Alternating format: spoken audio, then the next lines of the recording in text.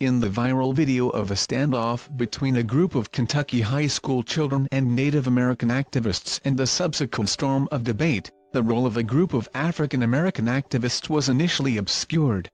However, in longer footage of the confrontation a more complex picture emerged, and a group of demonstrators from the Black Hebrew Israelites were shown hurling insults at both the school kids and Native Americans.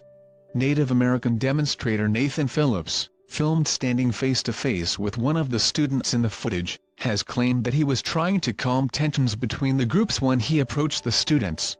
The Hebrew Israelites trace their roots back to the late 19th century Black Israelites movement and figures such as Civil War veteran William Saunders Crowdy, who claimed that it had been revealed to him in a vision that he was a descendant of the biblical Israelites whose duty was to restore the kingdom of Israel.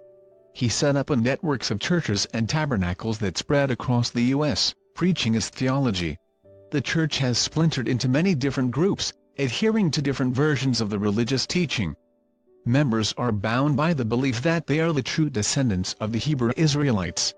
In a 2008 report, civil rights nonprofit the Southern Poverty Law Center described how some groups in the movement had developed racist and black supremacist views. The SPLC designated them as hate groups. It describes an extremist sector within the Hebrew Israelite movement whose adherents believe that Jews are devilish impostors and who openly condemn whites as evil personified, deserving only death or slavery. It stresses though that many groups are neither explicitly racist nor anti-Semitic and do not advocate violence. The African Americans protesters involved in Friday's controversy are members of the House of Israel, reported The Washington Post, one of several Black Israelite groups that emerged out of the extremist New York-based One West group in the 1970s. In videos posted by the group on YouTube, members can be seen proselytizing their beliefs on the streets of cities throughout the U.S.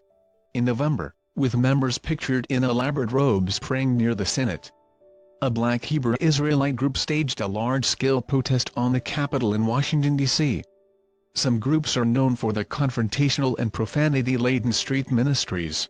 A member of Black Hebrew Israelite group the Israelite School of Universal Practical Knowledge, in an interview with the Philadelphia Inquirer on Monday, defended the group's verbal attacks on passers-by. General Mahaman told the publication that abrasive language directed at people of color is the only remedy for someone that suffers from Stockholm Syndrome, which is to make them face the cruelty of their oppressor. Members of the House of Israel involved in Friday's confrontation in Washington denied the group was responsible. In an interview with The Washington Post, from Israel claimed the students were mocking me as I was trying to teach my brothers. So, yes, the attention turned to them.